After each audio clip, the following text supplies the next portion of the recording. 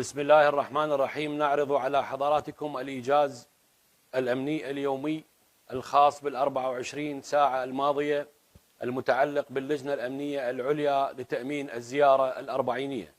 أبدأ أولا من حيث عدد الوافدين الداخلين إلى البلاد، فقد بلغ عدد الوافدين 2,421,471 زائر دخلوا خلال فترة بداية الزيارة وإلى يومنا هذا. أما عدد المغادرين بلغ 844,370، وكان عدد العجلات 6,476 عجلة دخلت إلى البلاد. بشكل عام الموقف الأمني في عموم المحافظات ومحاور الزيارة موقف أمني جيد، لم تسجل أي خروقات في قواطع المسؤولية. الأجهزة الأمنية تؤدي أدائها بأحسن صورة وبأحسن وجه. استعرض المحافظات ونسبة دخول الزائرين.